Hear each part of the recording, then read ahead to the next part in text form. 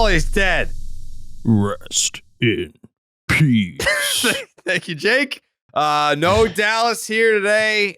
He's got to be locked in with the green and gold. That is a team that requires 100% focus, 100% attention. So Dallas is not on the podcast today, which feels weird. Like, there's been times where he's started the show and did like an hour and then he's got to catch a bus somewhere. I don't, in the starting 9 years into the baseball is dead years, I can't recall. It's got to be like once or twice, if at all, that I've started a podcast without Dallas. Feels very weird, but we've got Jay in the house. We've got Jake, obviously. We've got Joseph on the ones and twos back there. I just saw you put out. So you've been doing more baseball doesn't exist content that aren't your long form YouTube videos. You've just been putting out more like clips and stuff on TikTok and Instagram. What have the results been from that? Oh, our TikTok's fire as fuck. We get hella views on TikTok. We've been making TikToks to my editor and me for like, I don't know, probably back to last season, but we've been posting a lot more. Dude, how many TikToks followers do you have on TikTok right now? Like 260K. I think I got more views on TikTok than YouTube. If you look YouTube Shorts, I have more views probably than my actual YouTube videos, which is the YouTube same thing. Shorts, that's like a cheat code. Do you get do you get a YouTube plaque for 500K? No, bro, that's crazy. Like, think about how hard like you get a plaque for 100K and then you don't get another one until 1 million. No participation trophies in this game, bro. You don't just get free shit for being decent. You gotta get a mil. I get that, like, you would get one for 1 million, but like the jump from 100K to 500K is outrageous for a YouTuber. I mean, it depends on the YouTuber, I guess so. I mean, some people get that shit in a week, honestly. Some people, I mean, if you look at every single person who's got 500K subscribers or 100K subscribers, there's probably, I don't know, like tens of thousands of people. Like, they're making a lot of fucking plaques. What was the duration of time between 100K and 500K? I think 2 years. Yeah. See, like on Twitter, it's like it is the slowest fucking crawl to get. Like, Twitter is the hardest platform to get followers on, which is why it's insane that that's my best platform. Like, it's fucking nuts. I would agree with that. I would agree Twitter's like hard as fuck to get a lot of followers. Unless you've got nugs, Jay. Hey. Shit, man. I value every single one of my 12.6 thousand.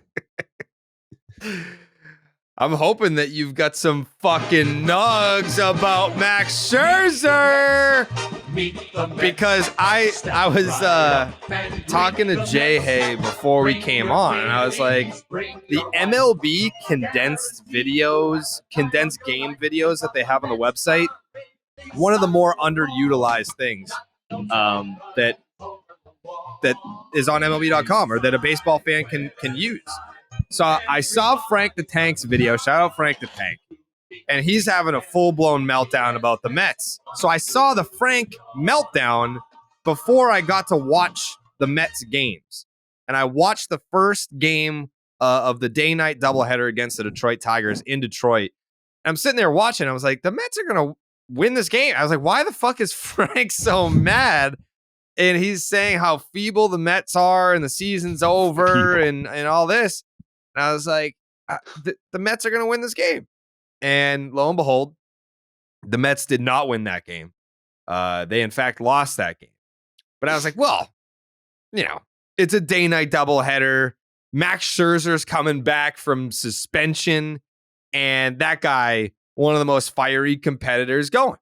So if Max Scherzer gets, in his mind, wrongfully suspended for a sticky substance, I would venture to guess that he's going to come out guns blazing to shove it up the asses of people that were calling him a cheater, the umpires who ejected him, the league who suspended him. Like, we might see, 10+ strikeouts for Max Scherzer tonight in a 7+ inning effort. that was not the case. Unfortunately. Not so. Because I'm a Max Scherzer guy. Yeah, no, it was not good. 3 1/3, 8 hits, 6 earned runs, 1 walk, only 2 strikeouts, gave up 2 home runs in a Mets loss, which, again, it's worse when you consider that it was against the Detroit Tigers, the lowly Detroit Tigers, who were out to get me yesterday. They came after me. I was like, fuck me. Why fuck me? I didn't do anything. All I pointed out was that Javi Baez has been an abomination.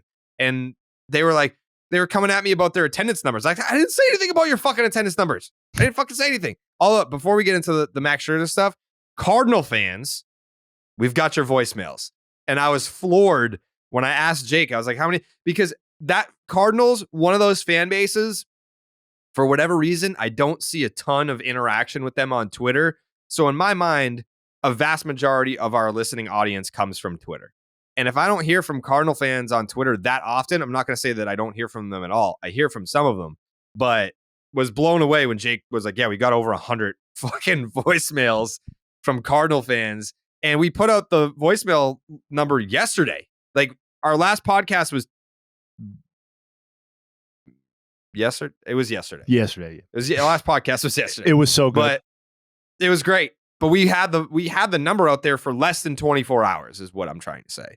And we collected over 100 voicemails from Cardinal fans, which I was very surprised by that number. So after this Max Scherzer discussion, we'll get into a couple Cardinals voicemails. And then kind of what we're going to do anytime we open up the voicemail lines for a certain fan base, what we did with the White Sox, we'll give you some live. We'll react to some of them live.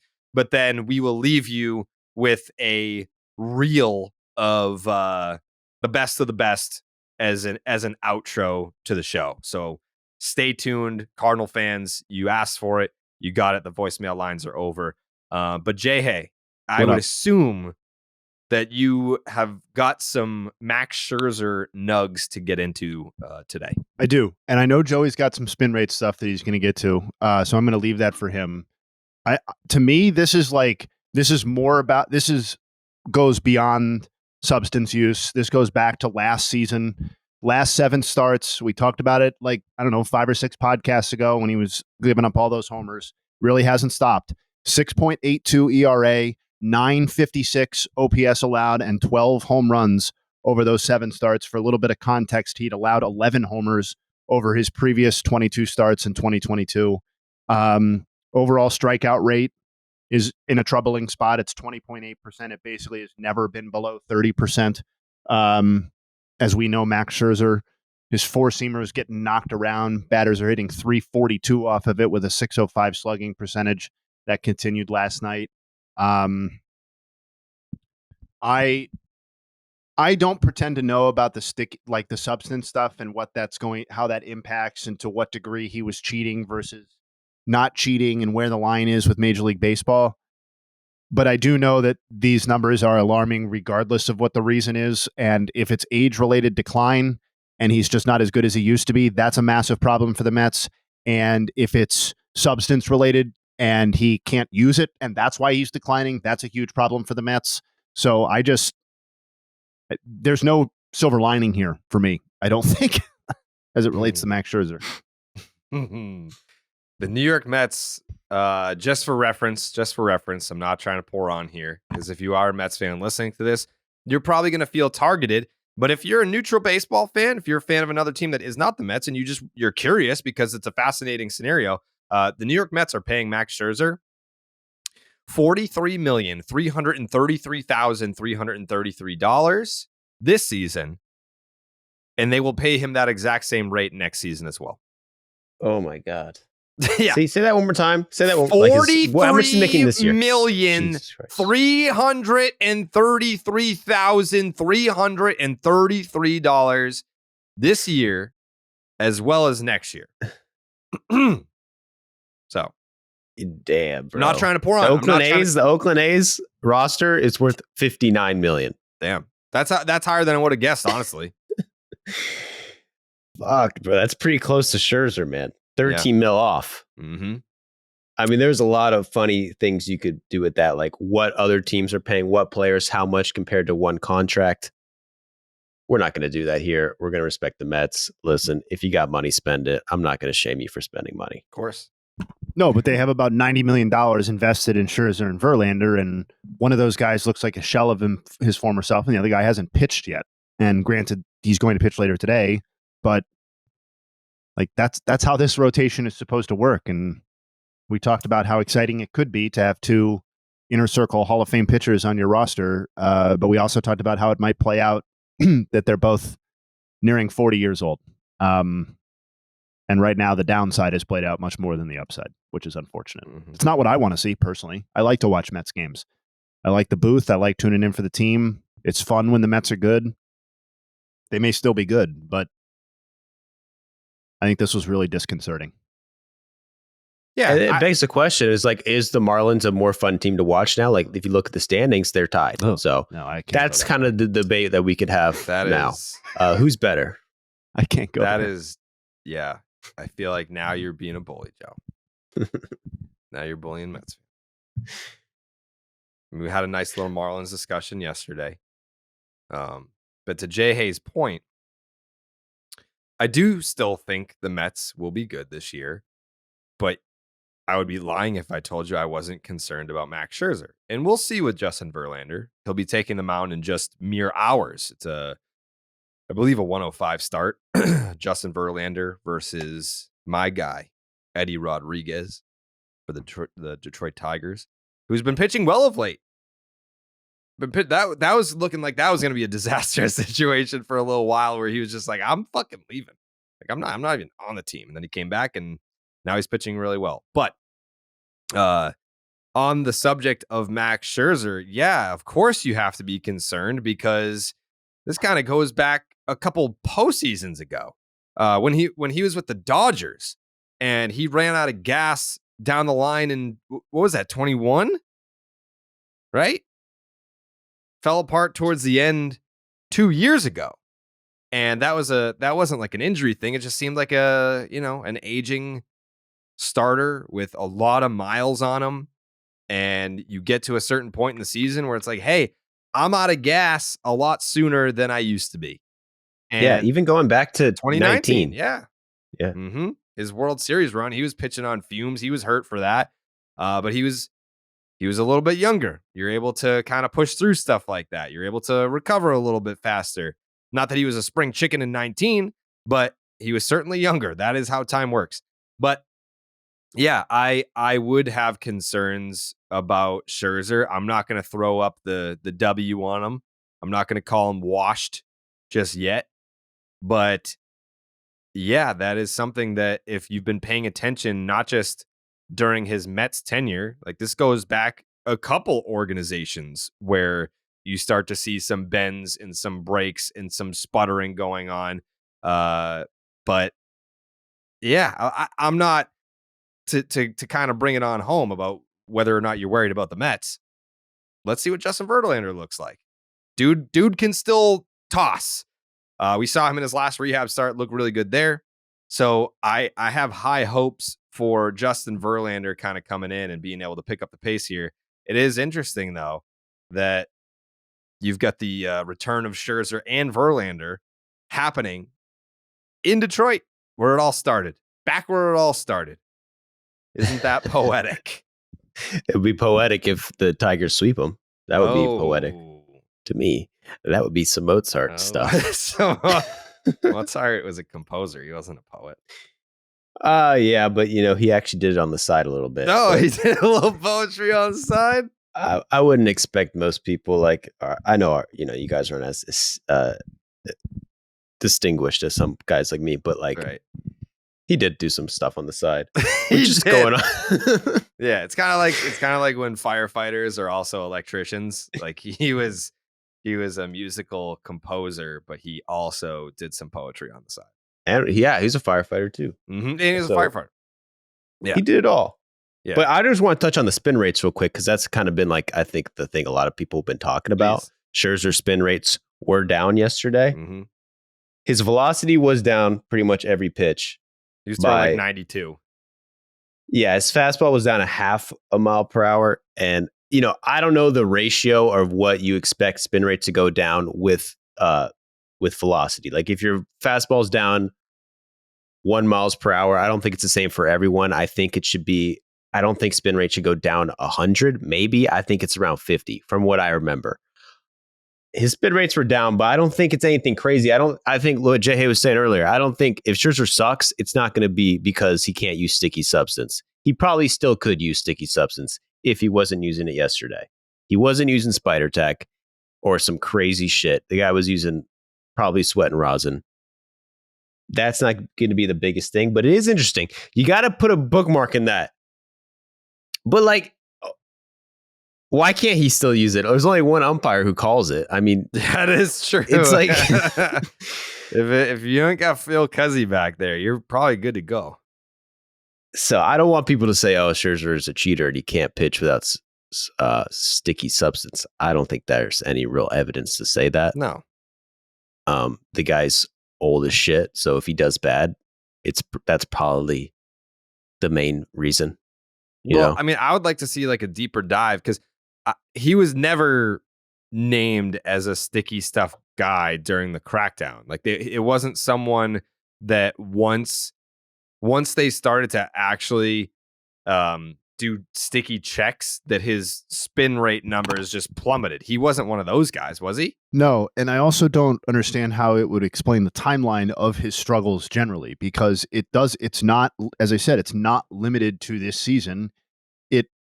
It really, if we're talking about a narrative, it really works better as an age-related just kind of guy falling off than it does a guy who magically got caught with sticky stuff on his hands and then couldn't pitch. Like the struggles were leading up to the suspension, and then the struggles continued after the suspension. So why are we, not we as the podcast, but like, why are we as a baseball community focused on the thing that right now seems to have almost no correlation with whether or not he pitches well? I don't know. Yeah. I think it's more to just illustrate the point that there is no correlation. Yes. Yeah. Yeah. Like I think, but there are people like, there are people out there like using the term cheater and saying that because he was bad last night in his first start back, that those just got to be Mets haters though. Yeah, I guess maybe it's just a loud minority. It just seems and crazy. I could see where they're coming from. The spin rates are down, but they're not down crazy numbers. Like you see people like 600. There's really RPM. there's really only, I would say, maybe like 15 to 20 pitchers who really got fucked by foreign substance. It's very few people who you can say like that had a big impact on their career. I think it's still, even the biggest examples, it's kind of a fringe thing for you to really suck because you can't use Spider Tack. Most people are not even using it.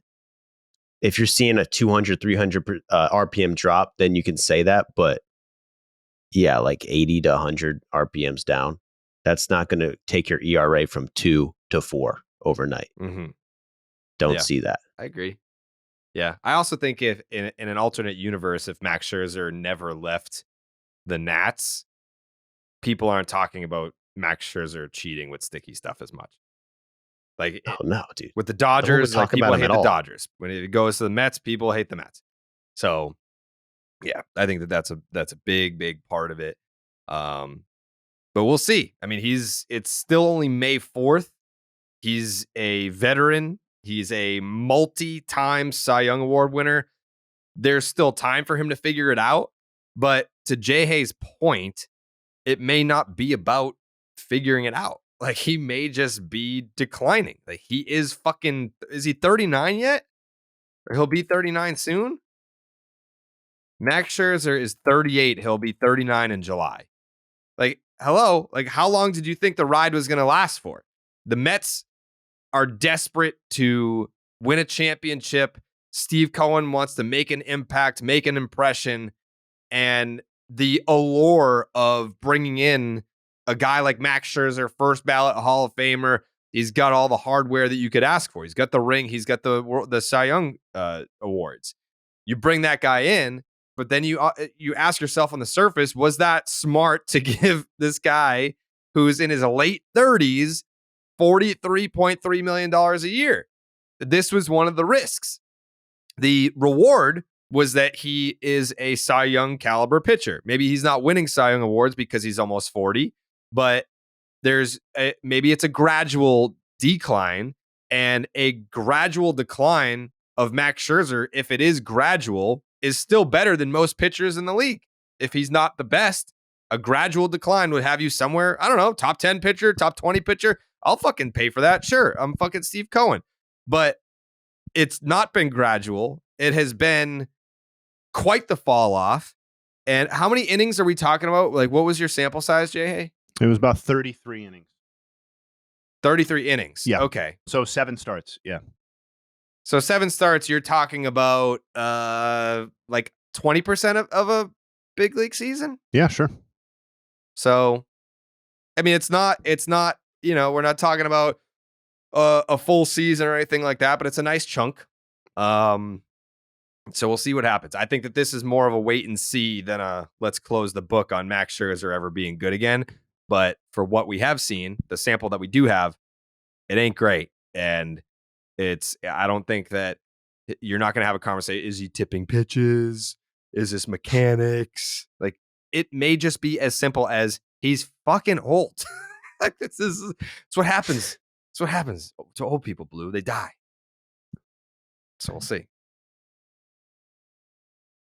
We'll see. All right. Before we get into anything else, the Cardinal voicemails are coming. But I did want to talk about my parlay last night that I got fucked on. The baseball season is in full swing. Whether you're rooting for the home team or betting on your favorite player, DraftKings Sportsbook has got you covered all this season's action. Right now, new customers can place a $5 bet and get $150 in bonus bets instantly. Plus, everyone can hit one out of the park with the DraftKings stepped-up same-game parlays. Boost your winnings. With each leg, you add up to 100%. I had the over on Shohei Ohtani's strikeouts, like 7.5. He tied a career high with 13. I had a nerfy in the Cubs-Nats game because I was like, yeah, Marcus Stroman has a 0 ERA in the first inning this year. Stroman kept his side of the bargain going, but then you had a major league debut happening on the other side, allowed a run. Irvin for the Nats gave up a run in the first. So that kind of fucked me. And then I was like, I would like Luis Arias to be part of this parlay, Arias to get a hit. And then I was told, I mean, the guy's hitting fucking 500 something. So you can't just pick him to get a hit. Like, you got to do over 1.5. I was like, fuck. But all right. Yeah. I mean, I still like over 1.5. He got 1 hit. So it didn't work out for me this time. But next week, I will be back and I will claim victory. Join the big league action right now on DraftKings Sportsbook.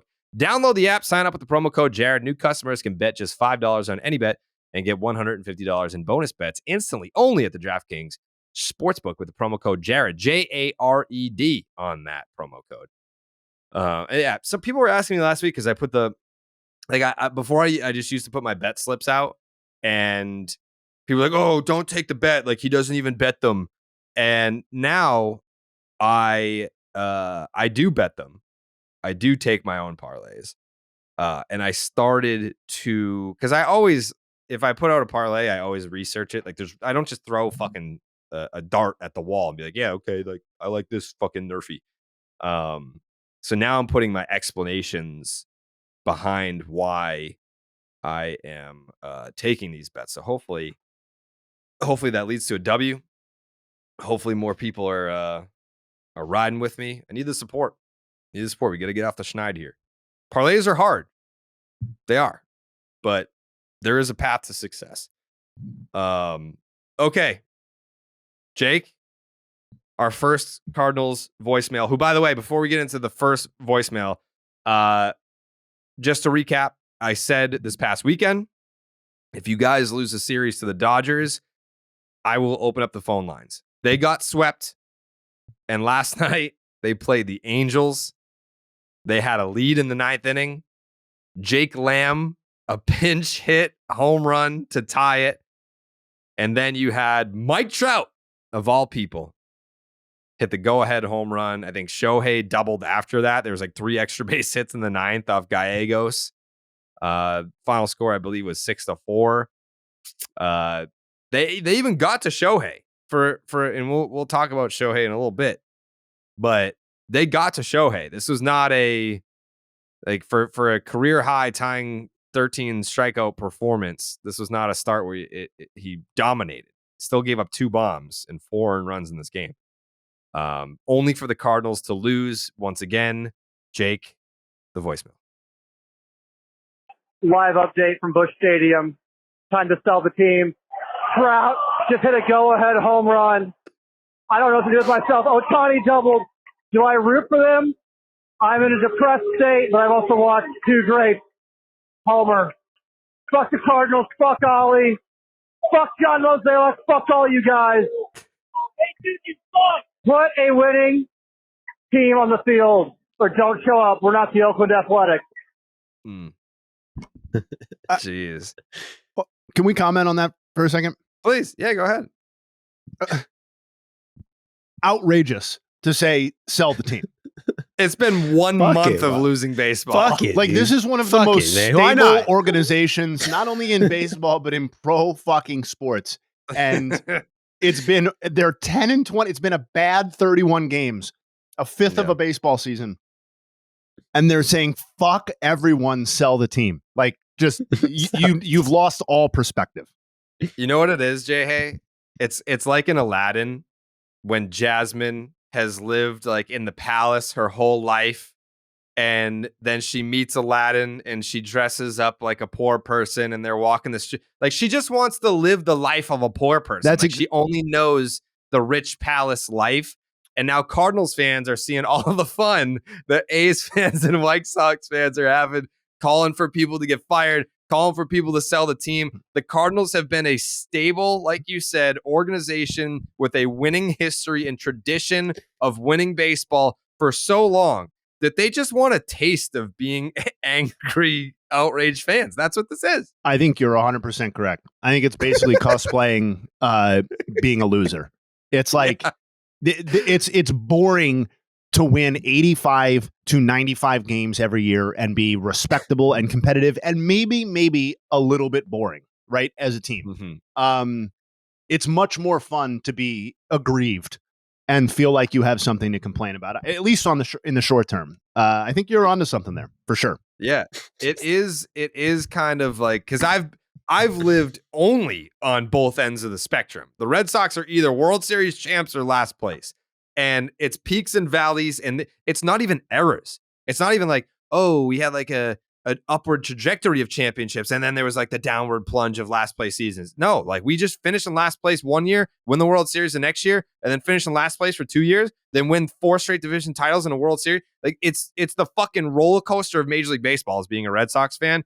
Only one end of the spectrum that we exist on. And I will say that as a fan of a team that has won more championships than any other organization in the sport since 2004, there is this visceral, primal release that you get when you are lashing out against your team and everyone is agreeing with you. Like, you have to scream at the top of your lungs about all the things that plague you as a fan. And then everyone's like, yeah, fuck yeah, dude. Like, it feels rewarding sometimes. I get it. I'm not even beginning to say that there are not things that fans of the Cardinals can't take issue with about ownership or the front office or how the team is being managed. There are plenty of legitimate things to say about that, I'm sure. But what I'm not accepting is calls to burn it all down for like the second most successful franchise in fucking Major League Baseball history because of a bad April in 2023. Sorry. Burn it down! Next call, Jake. One more call. There it is again. Fucking Mike Trout against Giovanni Gallegos. Guy has only given up one fucking run in the entire month of April. One run. Mike Trout goes deep on him. Shohei doubles. The other guy doubles. Who fucking cares? It's the same team as last year. With Wilson Contreras instead of a 40-year-old Yachty. How are we worse? How are we this much worse? How are the Pirates? Did they fucking Monstar our asses? Did they fucking take our powers? Did they take Nolan Arenado's power? He can't get a fucking hit anymore. Goldschmidt's still a stud. Gorman's a monster. Why are we bad? Well, Nolan hasn't been good.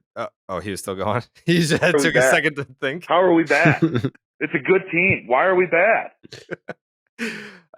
Nolan Arenado did hit a double off of Shohei last night. Was probably his hardest hit ball in 2 weeks, 3 weeks. And I completely forgot that he had gotten hurt in the World Baseball Classic. Didn't he get hit on the hand and he had the MRI? But I talked to him that night. He was like, yeah, no, I'm good. So I don't know that it ties back to the World Baseball Classic. But he did have a double off of Shohei Ohtani last night. It was a hard hit ball. So maybe that's a sign of things to come. I hope it is. Because if he's not going, the Cardinals are certainly not going to go. But again, we're seeing it now with the Phillies. Bryce Harper was on base 5 fucking times last night. Had 3 for 3, couple doubles.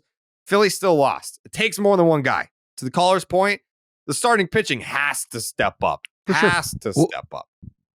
Maybe he hit it right in the head. He said, we got same team without Yachty, so we should be better. Maybe be without Yachty, that makes the pitchers worse. Yeah, that's a the big pitchers loss. have been shit. Yeah, Yachty's been a staple there since, what year did he come up? 2004?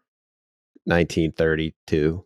Yachty, I'm pretty sure he was the catcher in 2004 when the Red Sox played the Cardinals in the World Series. So it's really about one guy though, right? In terms of, if we're going to talk about Yachty's impact, it's Michaelis, because that's the guy who was their best starter last year and has been really terrible over their most innings this year, a 5.79 ERA.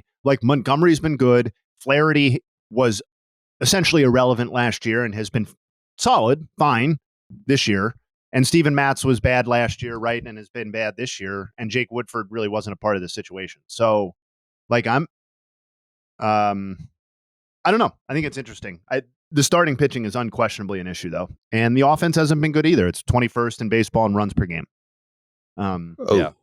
So, yeah, that is a good point. I feel like the starting pitching has taken much of the brunt of this, but it's not like they're tearing the cover off the ball.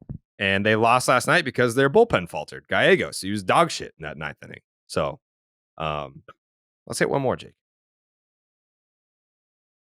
Yeah, this is Alec. I have never seen a fucking team this bad in my entire life. I haven't even seen a Cubs team this bad. So you have Gallegos, who had a .6667 whip for the month of freaking April, and he comes in and, welcome to May. Somebody's got to fuck up. Gallegos fucks up. And, obviously have Trout, but who? Jake freaking Lamb? Jake fucking Lamb? Are you fucking kidding me right now? And Ollie Marmol has to go. I don't care. I mean, DeWitt, sell the team. I've never seen anybody so bad. That's 2 sell the Worst teams owner in in 3 baseball. calls. Got so much money, but he's a cheap motherfucker. Let's see. Oh, yeah, the pitching.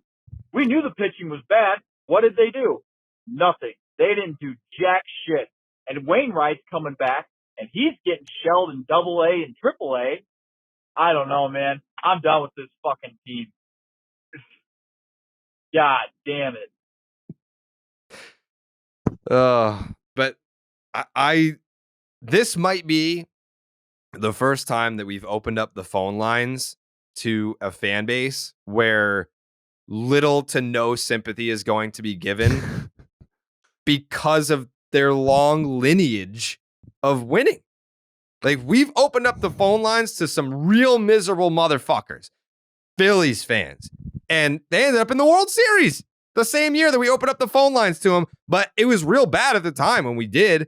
Oakland A's fans, they know real pain. They know real suffering. Chicago White Sox fans, they know real pain. Cardinal fans, they're just getting their first taste of pain and suffering. And it's only been a month and less than a week of this. So the last time that the Cardinals had consecutive losing seasons was 94, 95. And what you'll remember about those 2 seasons is that they were abbreviated to some degree. They have not had consecutive losing seasons, full full campaigns since, does anybody want to take a guess? No, 1958 to 1959. Okay? Like, it's a fucking, like, it's a joke. I'm completely fine with the Cardinals having a down season if that's how it plays out. I'm sure they'll bounce back. Nitpick all you want. Like, maybe ownership should spend a little bit more. Maybe there are some transactions by Mozeliak that have not worked out perfectly. I think we detailed some of those. But this is also a team that, like, has been okay, I'll say it. They've been gifted 2 superstars because, like where would this team be without the Goldschmidt and Arenado trades? And those count. Those are in the positive ledger for the Cardinals. But like, how unfortunate are you really? I just, there's no sympathy here. There's zero. And I said that going in, and this can't be surprising. Yeah. And the whole thing about Nolan and Goldie is not just are they star players, so to speak. Like, there's plenty of teams that have star players. Nolan and Goldie are top 5 MVP finishers just happened every year. Yeah. Consecutively. Yes. Joe, do you think there's any way that the Cardinals can rebound, or is this a lost season? Are you declaring the Cardinals season lost on May 4th? I don't know. Coming into the season, I thought the Cardinals were like a World Series threat just because of their lineup. Just looking at, Saris had a very interesting stat. He has a nice little shit stat. He had a shit stat that was honestly terrible, but I'm going to say anyway, so I know. About their stuff plus. Like, their starting pitchers are the worst out of any team in terms of, like, their stuff. They have terrible starting pitching. And, like, you can't just fix that, really, by being, like, pitch better, And what are they going to do? Like, get more starting pitching? This goes back to last year when they were trying to trade for Soto, and every Cardinals fan said I was a piece of shit for saying they're not going to get Soto. It's the last thing they need is another outfielder. They need pitchers. I said that. I stuck up for the organization. I'm a better owner. They should sell the team because I should buy them and make decisions like that.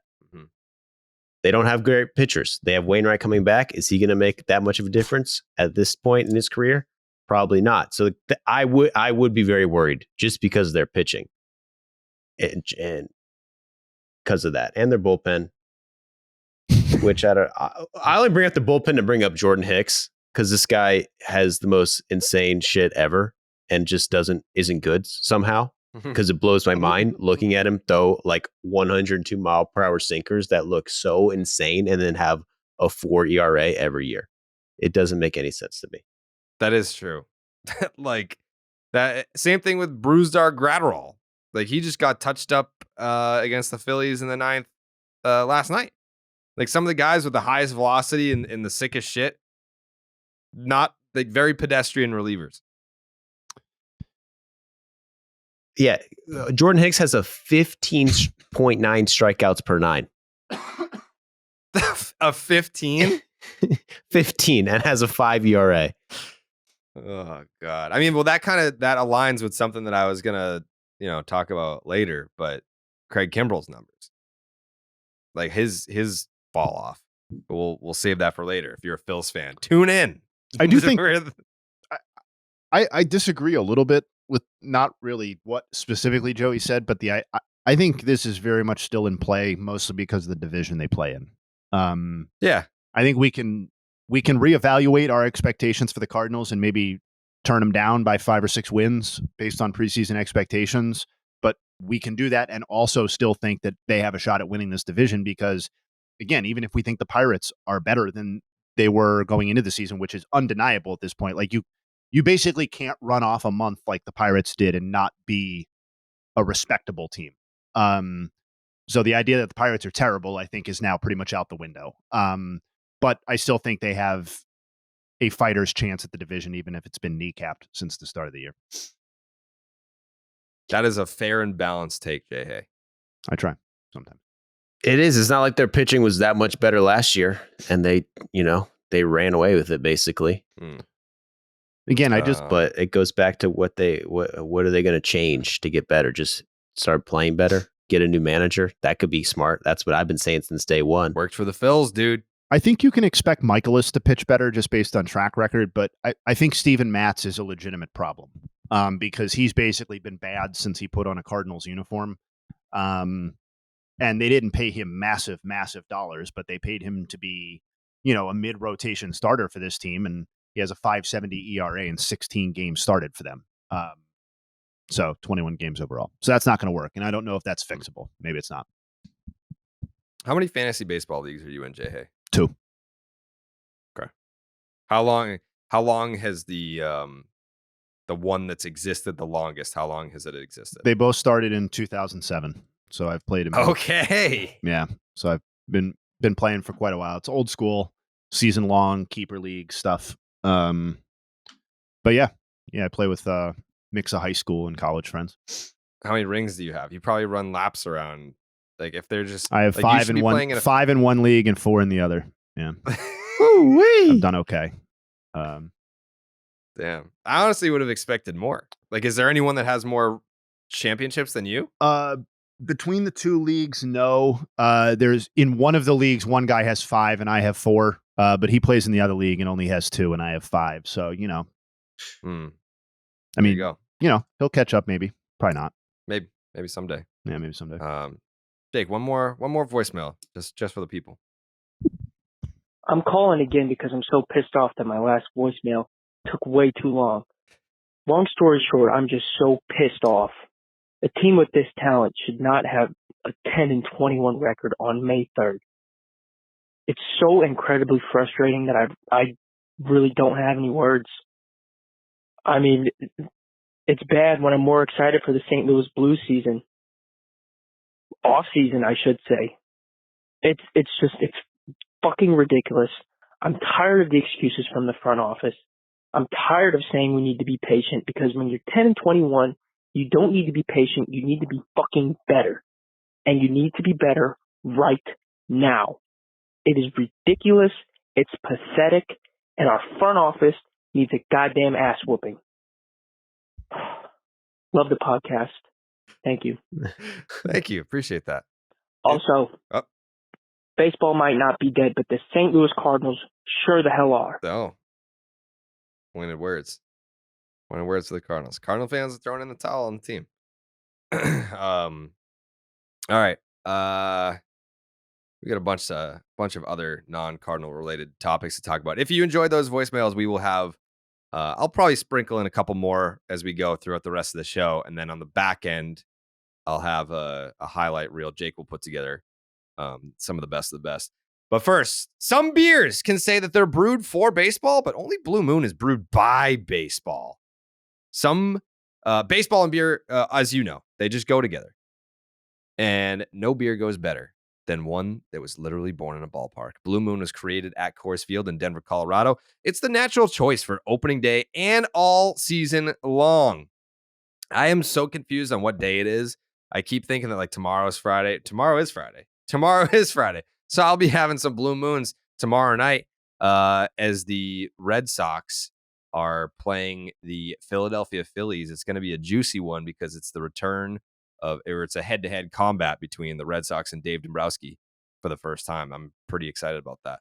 So I'll have Blue Moon in hand for that series. With its refreshing flavor with Valencia orange peel for a subtle sweetness and hints of coriander, Blue Moon Belgian-style wheat ale is a one-of-a-kind beer that's made brighter. It's carefully crafted and full-flavored with refreshing notes and a smooth, creamy finish.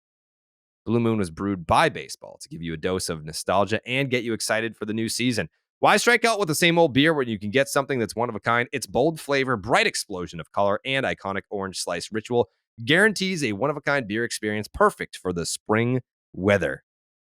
Best served with its signature orange garnish to showcase its beautiful bright color. A beer this good only comes around once in a Blue Moon, but you can enjoy it all season long. Bring the ballpark to you with Blue Moon Belgian-style wheat ale. It's a one-of-a-kind every time.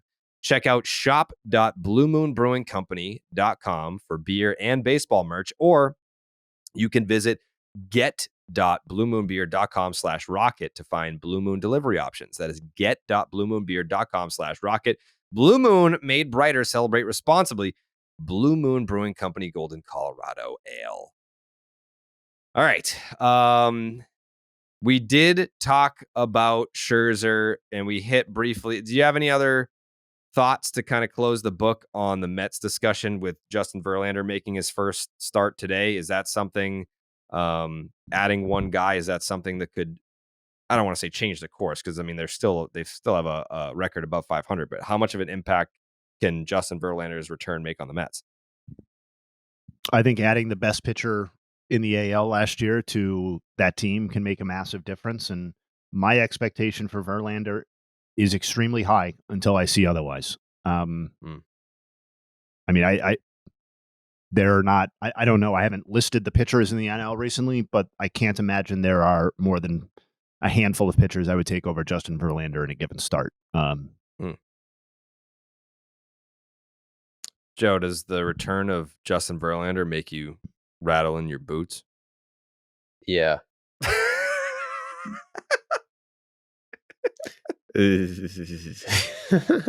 I mean, yeah, if you're the Mets, you got to be excited, but you also got to be scared, because if this guy, like we've talked to that 100 times, old guy, injured guy, a little bit injury, how serious, we don't know. Like, you better hope that he's as good as he was last year, or at least close to it. Because without Scherzer, without Carrasco, now he's got to be the guy instead of one of the guys. He's got to be it's got to be five guys. Yeah. I mean, you think about once you think about the rotation in Houston, like you had Javier, you had Framber, obviously Justin Verlander is a big part of what they had going on.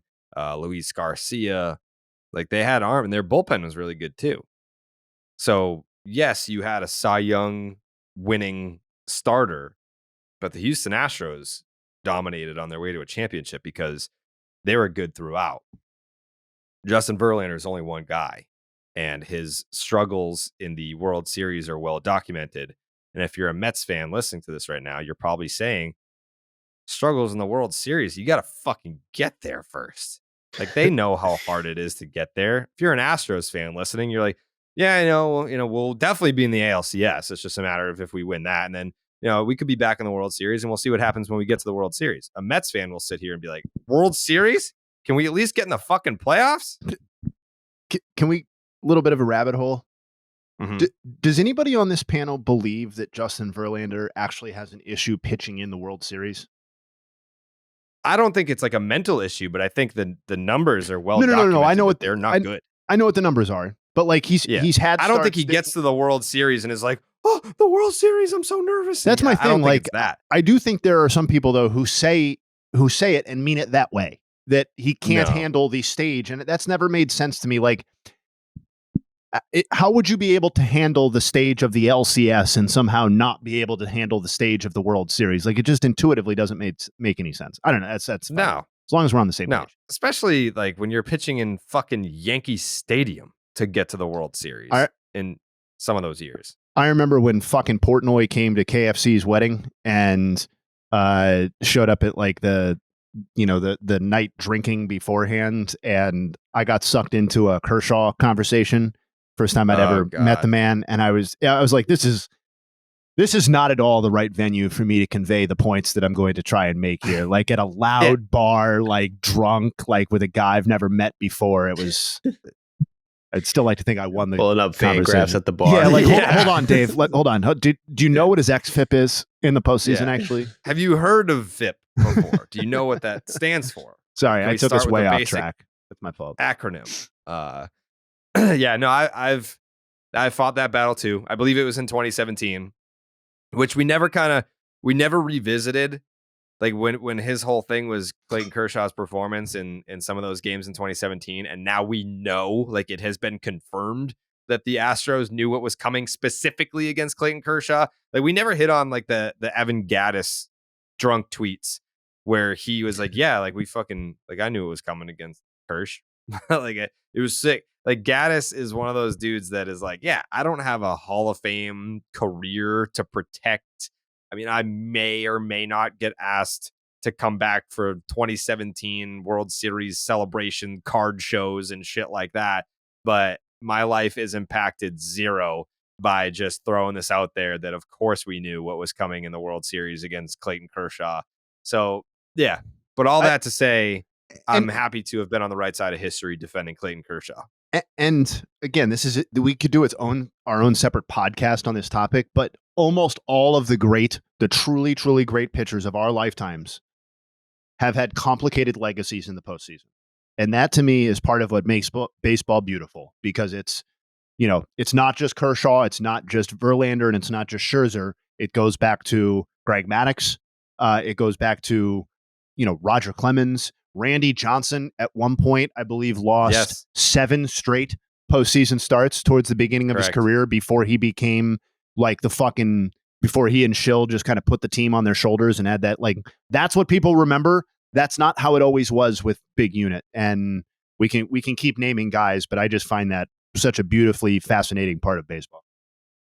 I'm going to search my tweets right now because I know that I have used that comp to defend David Price, who's another guy, the Cy Young Award winner that was just ass cheeks in the playoffs, but he eventually came around as well. In his 2018 run, he was where is it? Dude, from 1995 until Game 2 of the Division Series in 2001, Randy Johnson went 0-7 with a 4.26 ERA in 7 postseason starts. Like, the noise level that would have reached, like, in present day about his inability to win in the postseason would have been astronomical. And then, like, literally right after that, he ripped off, like, some of the most dominant postseason pitching that we will ever see ever. It's just crazy. Yeah. Well, that was talking shitty starters in the postseason that were actually good starters. Shohei Ohtani, just briefly, because we obviously suck his dick a lot, and people are like, oh, too much Shohei Ohtani love. Could you imagine, right? Like 50 years from now, and you've got a young baseball fan, and he wants to hear, but like, wow, what was it like to like live through like the Shohei Ohtani era? Like, that guy actually existed? Like, he sounds mythological. Let me go dig up some baseball podcasts so I can hear about like how great he was, like what in real time. And then you pull up an episode of Baseball's Dead, and we're sitting here being like, people don't like that we talk about Shohei. So they have Shohei fatigue, and they don't want to hear it. So, well, too fucking bad. I have no fucking time like for that. He's the biggest star of the sports scene, and God knows how long. And if you're going to talk out of one side of your mouth about how baseball stars are not marketed properly, then what the fuck are we doing talking about how the biggest star in the sport in the last 30 years is being talked about too much? Shut up. Yeah. Yeah. And if it's something that's like worth talking about, then we'll talk about it. He gives us something worth talking about every time, because we've still never seen anybody else do this. We talk about this all the time. It's still, you need to make we're so jaded in this world. You need to make a conscious effort to not become used to what Shohei Ohtani is doing. And even last night, in a start that had plenty of stuff that was not his best, he still gave us something that was historically significant with 13 strikeouts and 5 fucking innings. And that is his own viewing experience, even if he's not completely shutting down the other team. It's only 3 other times that's ever happened. 13 strikeouts and 5 innings in baseball history. While getting 3 hits. Right. Yeah, I'm assuming the rest of the list is DeGrom, Alex Cobb, and Zach Greinke, because of course it is. But I doubt very much that any of those guys had 3 hits in the game where they had 13 strikeouts and 5 innings. Maybe. Greinke might have. We don't know that. I'll check that while somebody else talks. Yeah, it's like my sister. Like she'll text me like pictures of her dog. They all look the same to me. She's like, oh, look at my dog did this, and look at my dog did that. And like eventually, like, I get it. The dog's cute. Like, I get it.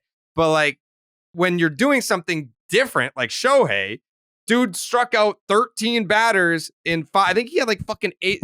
Like the first out recorded that wasn't a strikeout was in like the 3rd or the 4th inning. Like, he had 8 strikeouts by the end of the 3rd or something like that.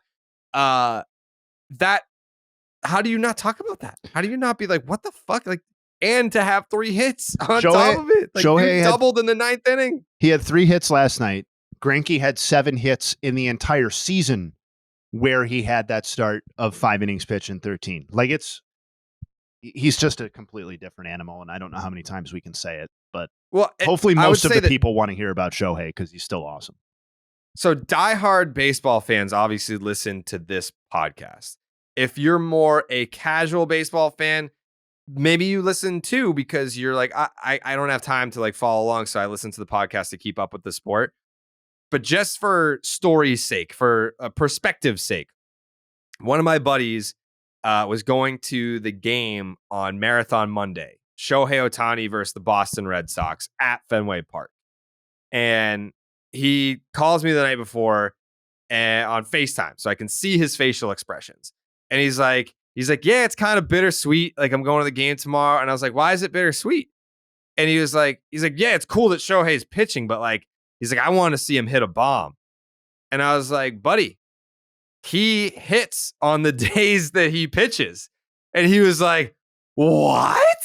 Like, how? Like, how can he do that? Like, I thought that he just DH'd a couple times a week and he would prepare for his starts in between and he's got to conserve his energy. Like, I was like, no, like he hits on the days that he pitches too. And he was like, I saw his brain explode in real time. Like, I never want to become jaded to the things that Shohei is doing.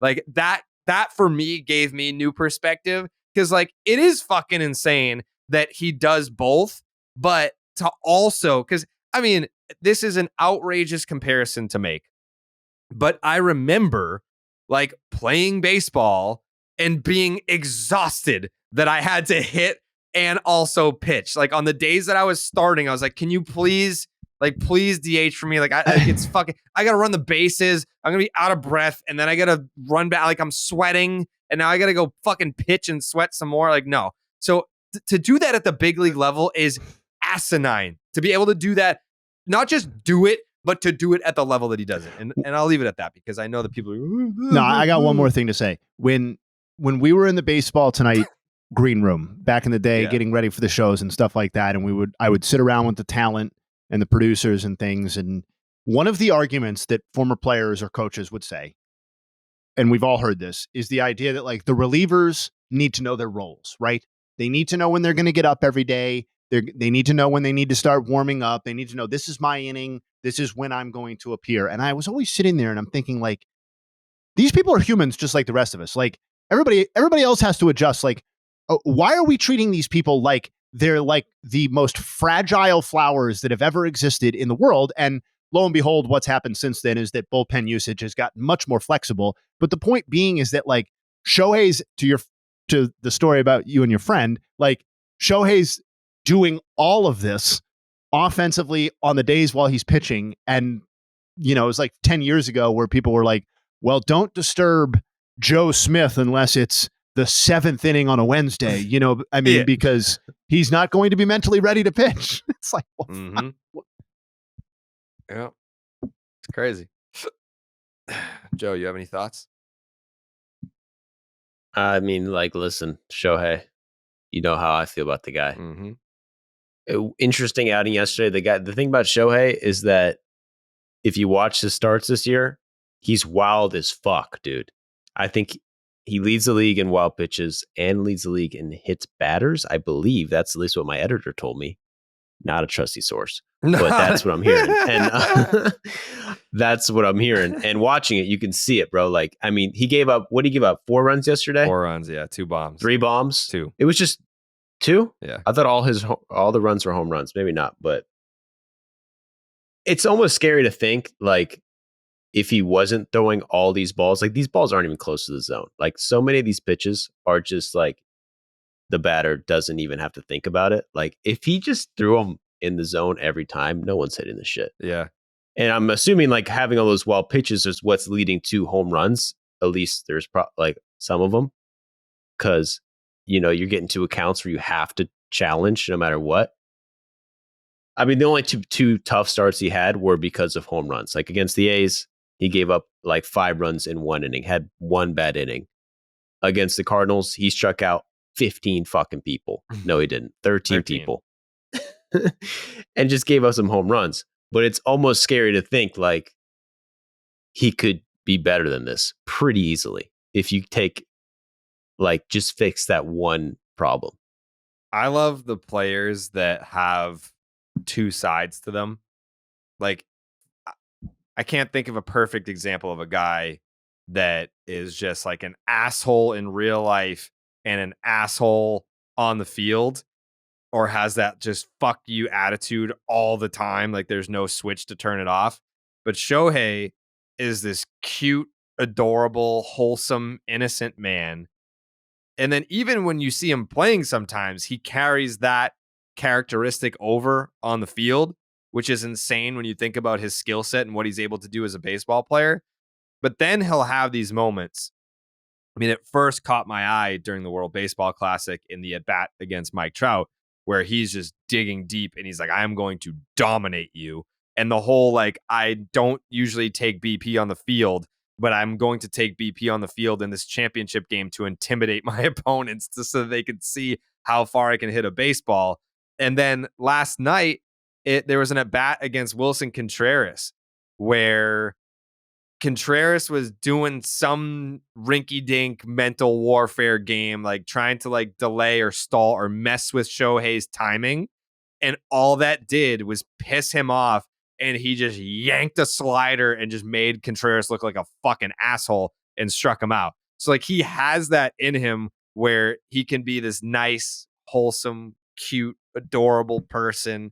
And when he needs to dig down deep to get that inner demon, it's almost like he can flip that switch on command. And when he does, you're done. Like we've never seen anyone come out the other side in good shape when he's had to get to that place mentally. So yeah. And he's been doing that a lot more. He's been yelling a lot this year. Every time a ball comes close to show, it goes, ah! He starts screaming and shit. And that's an interesting point, bro, because like, if you look at like the greatest athletes ever, they're always psychos, like ultra competitive people like Jordan, Kobe, these people who will do fucked up shit in practice and stuff to people. And it's like Shohei's on that level of like to do things in sports that no one's done before. So like, there's some psychology about Shohei that's different. And I don't think people respect that enough, is like how psychotic he is about baseball and like how that's the only thing he does. And the stories you read about him in Japan, like spending $2,000 a year and like giving all his money to his mom to manage it and staying in the team dorms while winning MVP. Like the guy only cares about this. And he has that like fun, loving, like chill attitude where it's like a funny, like cute Shohei. Mm-hmm. But that's not the full story. Like the guy really fucking, all he cares about is dominating people. Mm-hmm. So I don't know. They got to like dissect this guy's brain because that doesn't line up. Mm-mm. He's so chill. He's goofing around and shit, but he, there's something in him that wants to be the best baseball player on earth, and he's going to like die trying. Yeah. And to do all that while being humble. Like he doesn't have any quotes about like, fuck you, I'm the best or whatever. Like he's just, he's a rare breed. He is. But I also, maybe I'm reading into it and looking at body language and stuff and delivery and stuff a little bit too much. But I also feel like he's humble while also knowing. He knows. Yeah, he's not a fucking idiot. He knows what but he also like he'd have to be pretty fucking stupid not to know that he's the best player ever. But the best player, the biggest star, he knows what's coming down the. I just feel like sometimes I wonder how humble he would come off if there wasn't the language barrier in between, because I think that helps to kind of some of the emotion and some of the intent gets lost inevitably. And that's not just with Shohei, that's with any translation that happens ever. And I wonder how we would view him if that wasn't the way that we received his commentary. Because I love the way that he just kind of, it's just such a quiet confidence. And I think it's very appealing from an athletic standpoint. The New York Yankees continue to be plagued by the injury bug. Brian Cashman spoke to reporters before the game yesterday, in which the Yankees did win. They walked off on the Cleveland Guardians, but it cost them Oswald Peraza and Harrison Bader to be able to pull this off in the same inning. I think that it was the top of the ninth that they lost Bader and the bottom of the ninth that they lost Peraza. But here's Brian Cashman telling you guys, don't count out the little engine that could New York Yankees. Unfortunately, in the position we're in, we're going to be thankful that it's a long season because we're banged up so bad right now. If it was a short season, we'd be taken out. But we have time to make up ground. And we're going to compete with who we have here, and we look forward to getting who we need back, at a later date. Don't give up on us. That's all I can tell you. Don't count us out. Don't give up on us. We got a good group of people, player-wise, staff-wise, support staff-wise. It's a championship caliber operation from that perspective. But we're not currently flying, at the level that we would have expected because we're missing some really important pieces, which I think anybody would acknowledge. But in the meantime, it's also part of it, and you got to withstand it. So we got to find a way to continue to tread some water at the very least, and not slide too far out of it while we're waiting on some important pieces to come back. True or false? The Yankees are a championship caliber organization in 2023. False. Why? I don't think they've been real championship contenders since, I don't know, man. I mean, not recently. I feel like they've always, their lineup isn't as beastly as I think people just kind of assume, especially with the injuries, especially if Aaron Judge isn't playing. I mean, the guy carried the team the whole year last year. Mm-hmm. They had 1.5 good months last year. But we all knew they were going to lose to the Astros. They got swept. And that was probably their best season recently in the past 5 years, roster-wise. I mean, just go through their lineup and the Yankees. It's not great. Let me ask you, Joe, where do the Yankees rank in runs per game in Major League Baseball? Probably, I'm going to guess 26th. 24th. It doesn't surprise me, bro. I mean, Oswaldo Cabrera, Jose Trevino, Jake Bauers, Bader for one game. Jake Bauers hit a home run last night. Willie Calhoun hit a home run last night too. So you better fucking watch your mouth. Gleyber Torres, Volpe, DJ LeMahieu, Anthony Rizzo. Those are like the two guys who are like names that have proven to be like beast for multiple seasons. But like right now, that's terrible. It's not good. But they keep. I mean, they won. They won the baseball game, and losing Aaron Judge for any amount of time. That's what scares me is like, if it were like a little hammy pull, all right, fine. Like that's a nagging injury. It sucks. You've got to sit out until that feels better. But a hip on a guy that big, now I'm like, oh, fuck. Like that's, the writing isn't on the wall. Like maybe he does come back when he's eligible to come off the injured list. I don't know. I'm not a doctor. I've said that before, and I think that you know that I'm not a doctor. But as a fan, given the size of the athlete, given the nature of the injury, the hip concerns me for a guy that essentially depends on his torque. That's how he's effective as a baseball player. Like, yeah, he's turned himself into a pretty good defensive outfielder. Like he can play center, he can play right. Like he's good out there. He knows how to play the position, or positions plural. But how he brings value to the New York Yankees is his power. And the hip, that's where all the lower half, that's where all the power comes from. That's not something that I want to hear. And to your point, Joe, if you lose Aaron Judge for any significant period of time, it's not like they built themselves a cushion that they can absorb the blow of losing Aaron Judge over time. Aaron Judge hopped off at the worst possible time. It's like, hey, we've sucked. We're in last place in the division, in the best division in baseball. And now you're going to lose me for an amount of time when you don't have Giancarlo Stanton, because Giancarlo Stanton, everyone just kind of writes this guy off. Like that's a guy that, he's a nice little complimentary piece. Dude won an MVP, hit 59. He hit 59 home runs the year before he came to the Bronx. He's more than capable of picking up the slack without Aaron Judge. but you don't have him either. You knew that, you talked about the series against the Houston Astros. How do you stack up against them? Not well, because your prized offseason acquisition, a frontline starter in Carlos Rodon, well, he hasn't thrown a single pitch for you, and it sounds like it's not going to be happening anytime soon either. And then you look at where are the reinforcements coming from? Is Luis Severino coming back anytime soon? Now they're saying late May, early June. And with his injury history and how things have worked out with him, when it's like, yeah, we'll get him back at some point. Will you? Will you? And when he comes back, is that a guarantee that he's going to stay back? No, given his history. So they've got real problems over there. Brian Cashman can say whatever he wants, like, don't give up on us, don't count us out. We have a championship organization that we're trying to run over here. In the same way that we just talked about Justin Verlander and the New York Mets, how he's only one guy and he can't just drag the Mets to the finish line in a division with the Atlanta Braves. Garrett Cole is only one guy and he only plays every 5 days. And he can only do so much because he's not playing 9 innings. He might give you 7 shutout innings. That's great.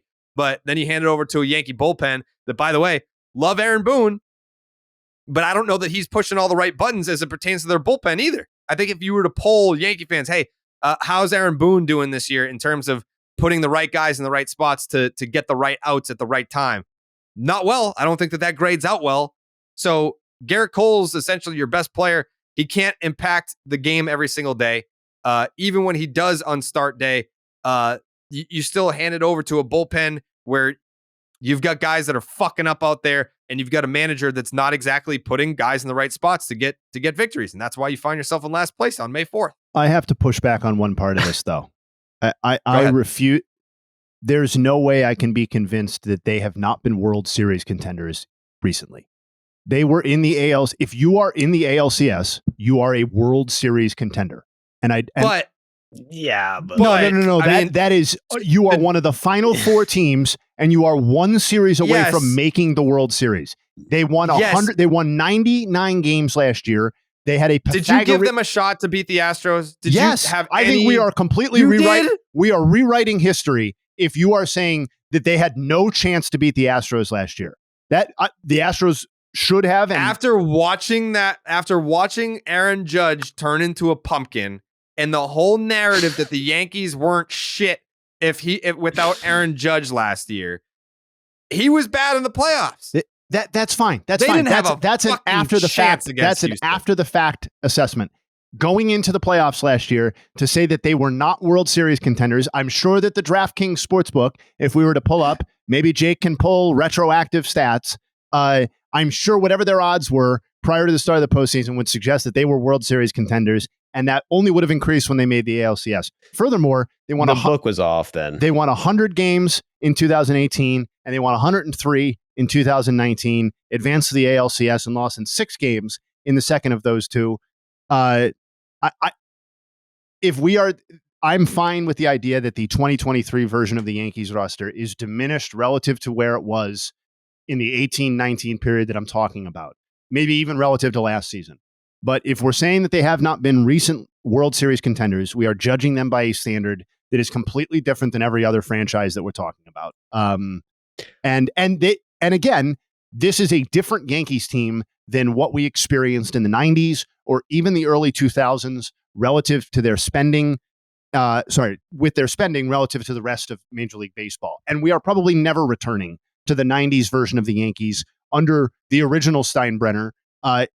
The game is operated in a different way, and this ownership group is clearly operating the Yankees in a different way. So if you want to complain about that part, that's fine, that they're not blowing other teams out of the water in their spending. But to me, they have been one of the inner circle World Series contenders for the last half decade, no question about it.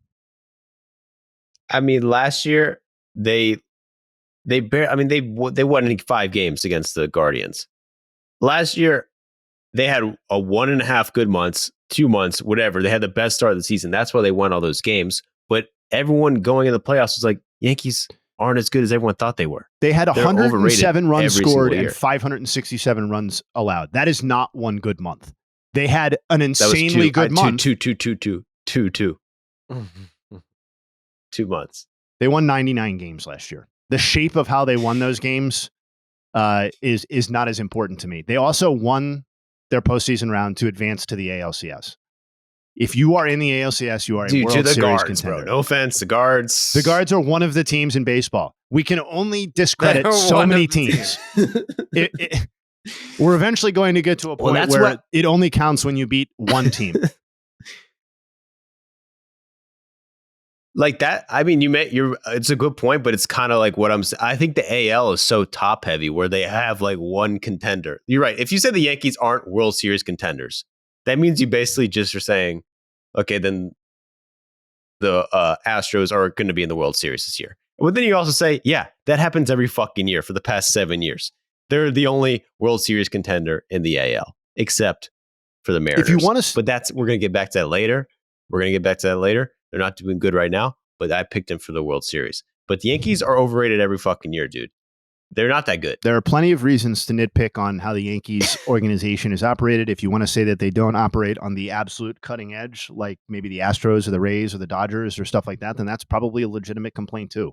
But this is a roll out of bed, 90 plus win unit every single year, basically, of our lifetime. And more often than not, it's closer to 95 or 100. But to Jared, to both of your points, I mean, this current 2023 roster has issues. It does. Big issues. Because I think when you're dealing with injuries where there's a light at the end of the tunnel, you at least know what you got. You know what to expect.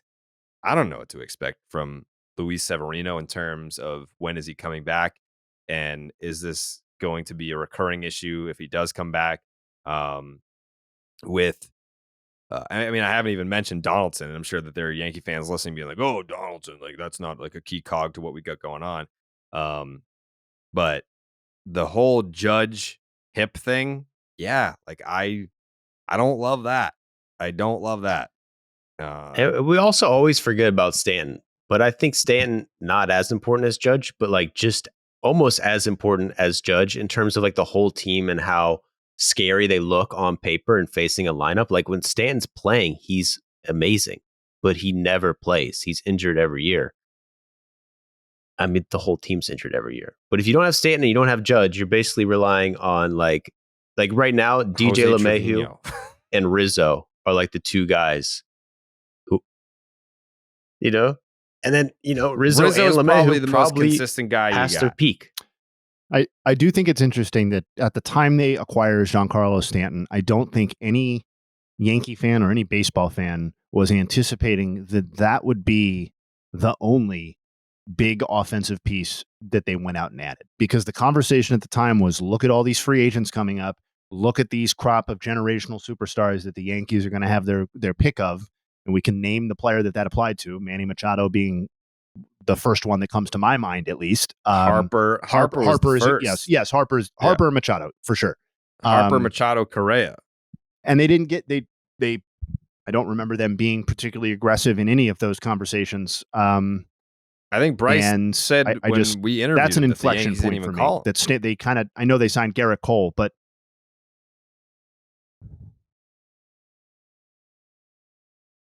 go ahead. Sorry. You were going to say something about Bryce. Oh, I cut out. I said when we interviewed him, he said the Yankees didn't even call him. Which I don't know. And Stanton obviously has not been on a consistent basis what they expected and what they needed him probably to be at their full capacity. So, and the Donaldson thing, like, listen, Yankees fans can say probably correctly that he's not a key piece of what they have going on in 2023. He was acquired with the idea of being a key piece for what they've had going on since his acquisition. And the fact that he's bad offensively, I know his defensive numbers have stood up last year, but the fact that he has tailed off offensively has been a disastrous acquisition for the Yankees. Well, who do you guys think is better right now? I mean, I say right now, but like, who's better? The Orioles this season going forward, or the Yankees? I'll take the Yankees. From this date forward, I'll take the Yanks for sure. I will take the Orioles. Yeah, that's a toss up to me, it's like, are you really contenders? Like, I guess you can make a splash, and if you get in the playoffs, you can win the World Series. But like looking at the AL teams, Rays are better. It's a toss up with the Orioles, the Blue Jays, better than the Yankees, the Guardians. It's a battle every year in the playoffs when they play each other. And then Seattle and Houston, I'd take both of those teams over the Yankees. You forgot an AL East team. That's better. The fucking Boston Red Sox are if the Boston Red Sox play the Yankees in a playoff series right now, would you be surprised if the Red Sox had a viral song? The Red Sox would be favored. I don't know about yeah, you're probably right, actually, with the injuries. Yeah. With the injuries. Like if they were to have to play right now, that means no Judge, no Stanton, no Rodon, no fucking Donaldson. No Severino. The Red Sox have their injuries too, but I mean, the Red Sox have the better record. That means that they would have home field. Let's say, what is it, best of 3? Because they wouldn't be division winners. Like, we're not talking about best of 7 series. Best of 3. And you got to play all 3 at Fenway. Yeah. Yeah, I like my fucking chances, especially because Garrett Cole sucks at Fenway. There goes 1 win. So, Kluber revenge? The Klubot? He loves that nickname. If you ever see him in person, call him that. I never really got it. The guy seems really fun and shit. Like, I don't understand the name, but it's a good nickname. He loves it. Baseball season's rolling. It's the best time of the year, and there are games all day, every day. And when I'm watching all the games and recording all these podcasts every week, it can be tough to get a handle on it all. But thanks to Xfinity 10G network, I can stay on top of everything. With Xfinity 10G, you can power an entire house full of devices with ultra low lag, so you and everyone you know can stream every single game at the same time and never miss a pitch. And if you're on the go, Xfinity has your back with millions of Wi-Fi hotspots. Introducing the next generation 10G network only from Xfinity. The future starts now. Learn more at xfinity.com/10G. Really quick before we get out of here. Max Muncy, walk-off grand slam. Walk-off grand slam. Let's see if I got that fucking clip. Let's hear some sound from that. I'll love to hear the sound of the walk-off grand slam. It's not enough to just talk about it. Let's see it. Let's be about it. Where is it? It was a cool 36 runs scored in 3 games while you're looking for that. Pretty solid. Didn't execute the pitch that he wanted to, and now they have a chance to still win this ball game. Max Muncy swings at the first pitch, unloads down the line, grand slam. Only needed 1.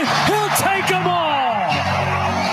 Look at that, Max Muncy walk-off grand slam for the Doyers, who go 6-0 on their homestand. Kind of a separate conversation from where I was intending to go, because I did want to talk about Craig Kimbrell and what the fuck happened to him over the last couple of years. But the Dodgers went 6-0 on their homestand. They've won 8 out of their last 10 games. They're alone in first place. They're back to 19-13 after kind of a sputtering start. Not a bad start, but it wasn't a Dodgers start. They're 19-13. They're up a game and a half on the D-backs, 2 games up on the Padres, who they will be playing this weekend in San Diego. So I ask you guys, is this it? Is this where the Dodgers run away? If they win take out the weekend, but you can add that in if you'd like to. Is this the last time that the Dodgers, are they alone in first place the rest of the way now? Have they cleared for takeoff? I think we got to give it a feel. I think the Padres are going to beat them this weekend. I still have the Dodgers winning the division, but I don't think it's going to be a runaway division. No, I still got faith in my Padres, dude. Those guys got some bats. They do. And some pitchers. They do. Jay, hey, what are your thoughts on, is this it? Are the Dodgers alone in first place the rest of the way? I think this is my only regret as it relates to division picks. I know I picked the Jays over the Rays and hopped off on that, but I wouldn't call that a regret because I do think the Jays are a legitimately really good team. But I should have gone with the Dodgers. I think I got convinced by the shiny toys and, once again, didn't adequately appreciate the Dodgers' organizational depth and just overall competence. And I I don't think they run away because I do still think that the cap on this Dodgers team is lower than it has been in previous seasons. But if I had to guess, I would say that they are winning the division in 2023 at this point. Yeah. If you were to put a number on it, how many games do they win the division by? I would take the under on 5. Okay. And are the Padres the second place team? Yeah, I would still go with that. Although I think the idea that the Diamondbacks are a much more dangerous and scrappy team than most anticipated, I think is totally legitimate. I think the top 4 teams are going to relentlessly beat up on the Rockies this year. I think the Rockies are the only really bad team in the division.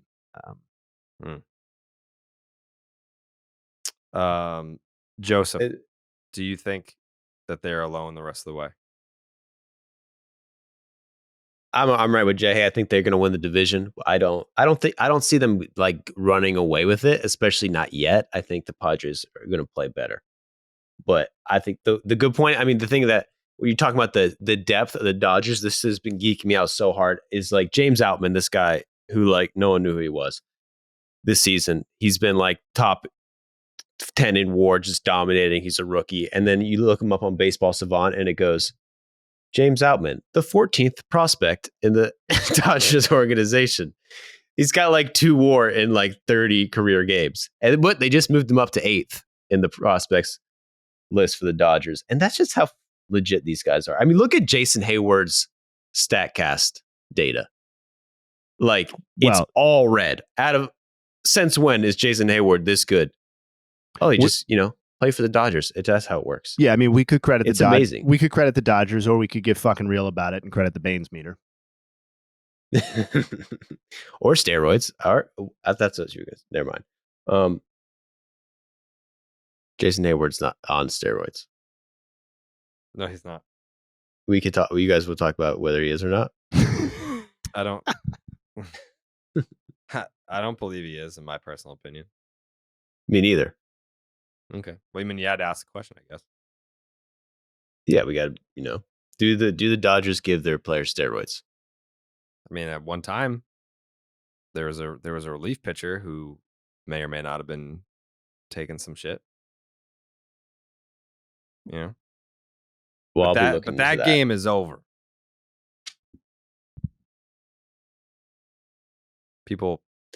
Some people got that. Not everyone. Craig Kimbrell, just final thing from me. Craig Kimbrell has been an abomination. It was nice to see his renaissance because as a Red Sox fan, guy was unbelievable in 2017. People forget the story of the 2018 Boston Red Sox, how they won 108 baseball games and just plowed their way to a World Series title, a gentleman's sweep in the World Series. They basically beat the Dodgers 5-0 in that World Series. Like the one game that the Dodgers won, the Red Sox had a lead in extras, and Ian Kinsler chucked the fucking ball into the first row. So the Red Sox won that series 5-0. But Craig Kimbrell was ass cheeks in that playoff run, and he was not good towards the end of the season. They did all of that without having a legit closer. They had to go closer by committee. They had to get creative and use starting pitchers in late and close situations. But Craig Kimbrell signed with the Cubs, and in the first half of 2021, in which he was an all-star with the Cubs, a 0.49 ERA, a 0.70 WHIP, and a 15.7 strikeouts per 9 in 36 2/3 innings. And then he got traded across town to the White Sox, and we mentioned that stint with the Dodgers. Now he's with the Phillies. So since being traded to the White Sox, and that counts his Dodgers and now Phillies numbers, out of the 113 relievers with at least 75 appearances during that time, Kimbrell ranks 99th in ERA. It's a 4.64. I would have guessed higher because he wasn't terrible, I guess, with the Dodgers. Like, it was a mixed bag. 90th in WHIP, 135. 101st in walks per 9, 4.45. But yet is still 13th in strikeouts per 9 with an 11.84 K9. Jay? No, I have a question for you about Yep. Craig Kimbrell. Mm-hmm. Like, is he a Hall of Famer? Because like this relates to the Kenley Jansen conversation that we were having previously, but like he has 397 career saves, so he's tied for 7th all time. Most of the people ahead of him are either in the Hall of Fame or will be in the Hall of Fame, but not all. K-Rod's not probably going to be in the Hall of Fame, and neither is John Franco. But like that's the thing that we're going to have to like grasp with the modern reliever is that, yeah, Craig Kimbrell was awesome for like the first 7 or 8 seasons of his career. We're also going to get to a point where he spent like the final 5 or 6 seasons of his career, of like a 14-year career, being bad. Because you're talking about the Renaissance in the first part of 21. Like, you skipped over 19 and 20. He was really bad in 19 and 20 in limited time. So like this Renaissance is this very, very brief window in like half season. Yeah, a half season in the final half decade of his career. And just like, and about beyond that, beyond like the fact that he spent a decent chunk of his career not being good now, is the fact that he has 700 career innings pitched.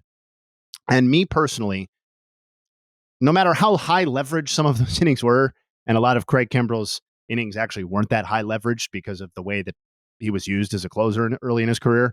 Nevertheless, even if those were high leverage innings, 700 innings compared to, let's say, Johan Santana. He has thrown a third of the innings of Johan Santana, who fell off the Hall of Fame ballot. And Craig Kimbrell is one of the great modern relievers, one of the best relievers of the modern era. And I'm just struggling with the concept of him as a Hall of Famer. Because I don't think I have a comparison. Yeah.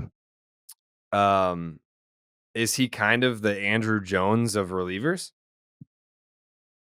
Yeah, I mean, because he was great through age 30 and basically toast after that with a brief window, as we talked about. Mm-hmm. The difference being, of course, that being maybe the greatest defensive center fielder of all time, who also popped 35 homers a year, is so much more valuable than being a 1-inning reliever, right? Well, yeah, value wise, yes. But yes, you're right. I think that comparison is apt. Because Craig Kimbrell through 2018 was on a pace to exceed Rivera in saves. Like, he was on pace to shatter Mariano Rivera's record. So like with Mo, it's like that's a longevity thing of just dominance into his 40s. Whereas like, even like, to kind of circle back to the Andrew Jones comparison, you have that all-star season at 21, but he sucked in the second half. Right. But then you have the Andrew Jones blip on the radar in his 30s. It was 2005, where he just had like a career high in homers. But yeah, there's just like a blip, and then he just went back to not being that very good. Yeah. Well, who are like the relievers who are going to be in the Hall of Fame who are coming up? Are there any? So it's him and Jansen are like the best current pitchers who are going to have Hall of Fame. I mean, Billy Wagner still needs to kind of work his way through. I'm assuming he's going to get in. And then it's Mariano, Trevor, and Lee Smith are the top 3 all time. Those 3 guys are obviously all in. But after him, it's like, so Joe Nathan's at 377 saves, 10th all time. He's been on the ballot. He's not going to get in. Papelbon's situation has been like, I guess that's, to me, the question is like, where do we draw the line? Because I'm not, like, Jonathan Papelbon had 368 career saves. Joe Nathan had 377 career saves, and we're basically dead on arrival for their Hall of Fame cases. And Craig Kimbrell has 20 more saves than Joe Nathan and needs to be seriously considered for the Hall of Fame. I just don't really get. To me, Craig Kimbrell did not have a better career than Joe Nathan, I guess is kind of the point. His peak might have been higher. He also threw 223 fewer innings, which is a lot when you're talking about 700. So I don't know. I know you were talking about where do we go with Craig Kimbrell from here. To me, that conversation's almost done. Like, I don't expect anything from Craig Kimbrell moving forward. Yeah. But could you maybe, I mean, listen, like he's not a closer anymore for sure. Mm-mm. But if you he could probably get you good innings. There's a lot of bad relievers on teams. Totally. I'm not saying he's not going to rip off a stretch of 15 or 20 innings where he's super effective. Like he still has 17 strikeouts in 12 innings. So there's still a missed bats elements going on here. I just, in terms of, to your point, in terms of him being a reliable, quote unquote, back, ninth inning, high leverage guy you can trust. I think that to me has been over since the downturn in 2018 that Jared talked about. Yeah. So I guess we'll see. Which how is just crazy because it's like he still has the swing and miss. He still has the ability to punch guys out, but he just walks a fuck ton. And I mean, kind of like what we talked about earlier with like Brusdar Gratterall and Jordan Hicks. Like some of these guys that have ridiculous shit, you can still hit them and guys still get on base because it's so ridiculous that you're walking guys too. To me, it's just going to be a referendum on how the 60 inning reliever is valued. The 60 inning dominant reliever who basically had 8 years of being awesome, and that's his career. What is the value of that player? Because the last 5 years of Kimbrel's career have not been a value add to his Hall of Fame case. How valuable are 550 really, really dominant short burst innings? I'm For not a sure. guy that was like on top of his game and like a star in the league at one point, and a guy that played on my team that won a championship, couldn't tell you what his voice sounds like. I don't know. Like, Yeah. He doesn't fucking talk. I would love to hear from him. Like, what is that psychological effect on you where you are just so dominant, where you're punching out guys left and right, like going down his career here, led the league in saves for the Braves 4 consecutive seasons. As a reliever, had multiple years of 100 strikeouts. Like we're talking 116 strikeouts with 62 and 2/3, 98 strikeouts in 67 innings, 95 strikeouts in 61 and 2/3 innings, 126 strikeouts with the Red Sox in 69 innings. That was the 2017 season that I was talking about. Finished 6th in Cy Young voting that year. He actually finished as high as 4th and had a 5th place finish as well with the Braves. Had a 100 strikeout season in that 21 year that was split up between the Cubs and the White Sox, and that was in 59 and 2/3 innings. So how do you just dominate in terms of strikeouts and still continue that domination, but have an absolute decline? Because if you watch, the shit is still electric. The velocity, it still zips. He's still throwing 98. Like it is fascinating to me. I agree. And to hear from him. Yeah. All right, Craig, let us know, man. Yeah, let us know. Hey, Jake, book Craig Kimbrel for us. Dude, I know what it is. It's the fucking stance, bro. He stances up, he looks at you, and it's like, you're not hitting that shit. Anymore? You got to get walked. I mean, he's walking guys. Yeah. No, he was a beast on the Braves, though, bro. Gave up 7 runs. 2012 gave up 7 runs all year. ERA plus of 399. Whew. I don't give a fuck what you say. You can say nothing all year, dude. Yeah. That's all right. Any final thoughts from you guys? I just have one quickly.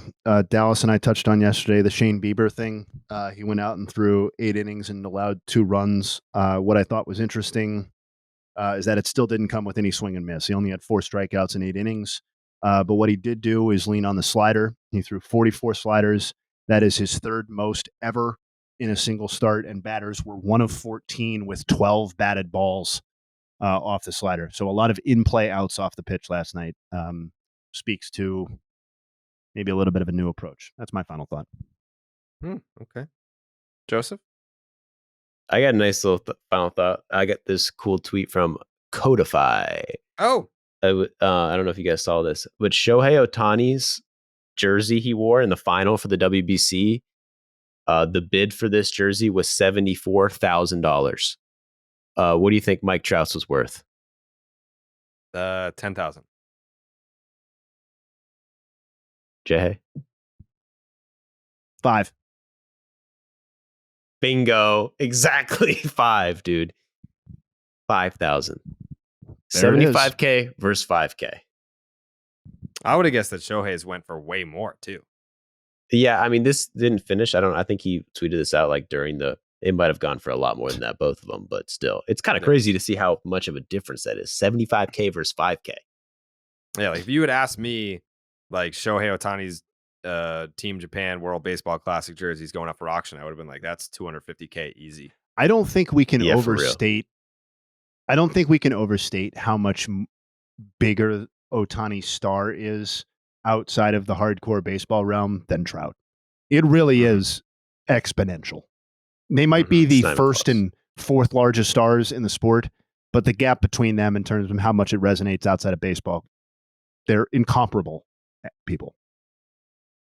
I won't stop until Shohei Ohtani is hosting Saturday Night Live. I'll tune in. That's the true mark of superstar. With Ippei, bro. That would be so dope. If Ippei just translated for Shohei while he was hosting Saturday Night Live and doing skits, that would be great. Dude, Ippei is the real star. I love Ippei. Jake's takes? I just hope after 3 open voicemail lines that we get to take a break for a little bit, because I got to tell you, listening to like 1,000 people basically just want to jump off a bridge for like the last 2 weeks is pretty mentally taxing. Jake, what's your Venmo? Maybe we'll get Jake some tips. What's your Venmo? I don't think I have one. You don't have a fucking Venmo? I have Cash App. All right, what's your Cash App? Hold on. This is the mental tax for Jake Fund. It's JYASI 1416.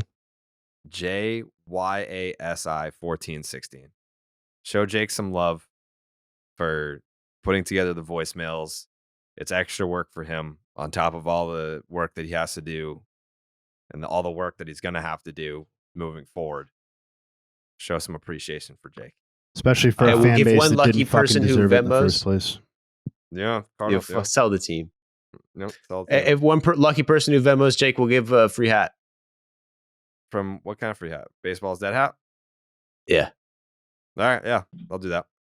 I got t-shirts too. Free hat, and a t-shirt to one lucky person who Venmos Jake a tip for putting together all the voicemails that you're about to hear as we take you into the weekend. Enjoy your weekend of baseball, and we'll see you right back here on Monday. I mean, Ohtani hasn't given up more than 3 hits in any of his outings, and we come out here and the birds go on top, and then we fucking blow it. Ollie Marmol is a piece of shit. I don't understand. Ryan Helsley had 10 fucking pitches, and they pull him. What the fuck? I'm done. Dallas is right.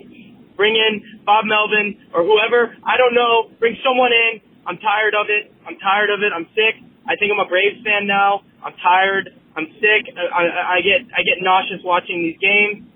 It's over. The season's done. I've stopped watching. I'm done. Let's go Rays.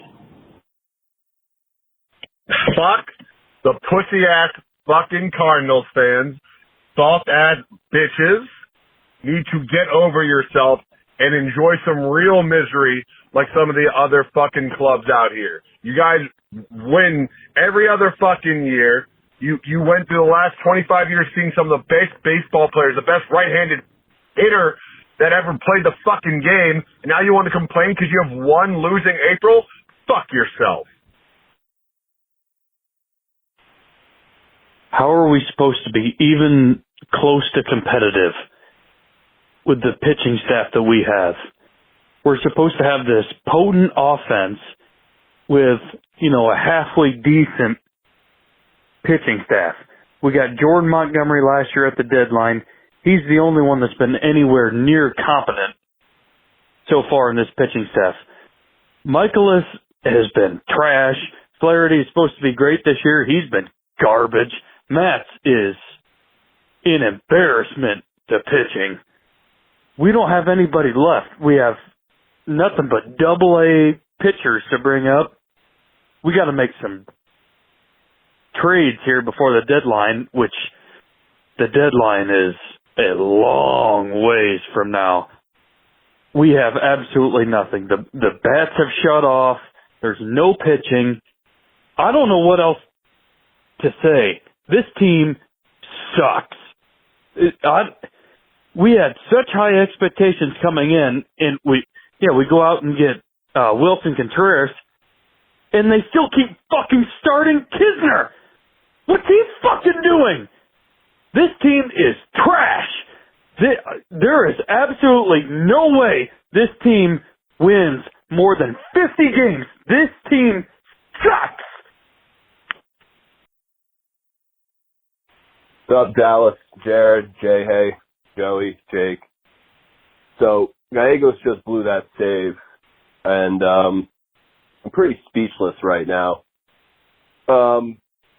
And Jay, I know you said on Twitter that there's no reason to feel sorry for Cardinals fans, or there's nothing for them to complain about, but I think this organization is borderline cursed at this point for the last 10 years or so. I don't know, maybe since Travis Ishikawa just sent them into oblivion in 2014.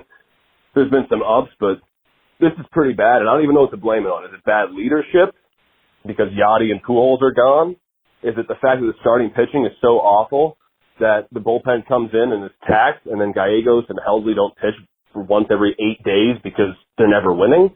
Is it because the lineup can't succeed, or is it because of the fact that the front office is legitimately scared to trade from any area of depth to actually shore up any problems because they've been burned so many times with their past horrible trades, giving up 2 starting pitchers who are probably top 5 in the National League right now, Randy Arozarena, and I don't even know what to do anymore. Everything feels reactionary to just a bunch of stuff that happened in the 2010s, some tragic stuff, and then some other things. But it's baffling. I have no idea what to even call it anymore. And at this point, why even bother watching? Because it's, I sound like a broken record, and I sound spoiled because they've been so good for so long, but this is just beyond fucking frustrating. I don't know. Thanks for listening, guys. Long-time fan. Maybe do some drafts sometime soon. I've missed Jay Hay killing you guys on those. Right, bros. Meow!